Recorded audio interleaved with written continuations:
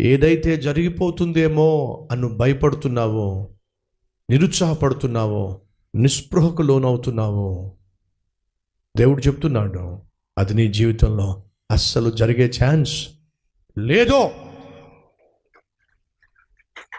ఏదైతే వస్తుంది, దాపరిస్తుంది, మీదకొస్తుంది, ఆవరిస్తుంది, జరిగిపోబోతుంది అని దేనికైతే నువ్వు భయపడుతున్నావో, అనుమానిస్తున్నావో, నువ్వు నా ప్రభు యొక్క చిత్తం ఏంటో తెలుసుకో, నా ప్రభు యొక్క ఉద్దేశం ఏంటో తెలుసుకో. ఆ ప్రభు అంటాడు, పిచ్చోడ్లాగా ఉన్నావు, అసలు నీ జీవితంలో అది నీ దరిదాపులు కూడా రాదు, రానివ్వను. అది దేవుని యొక్క ఉద్దేశం. ఈరోజు మన మధ్య ఎవరైనా ఉన్నారా? దేవుని మాట విశ్వసించి నాకున్న భారాలు, నాకున్న బాధలు, నాకున్న అనుమానాలు, అవమానాలు నా ప్రభువుకి అప్పగించేస్తున్నాను. ఆయన సమాధానం కొరకు, ఆయన అనుగ్రహించే క్షేమము కొరకు నన్ను నేను నా దేవునికి అప్పగించుకుంటున్నాను అన్న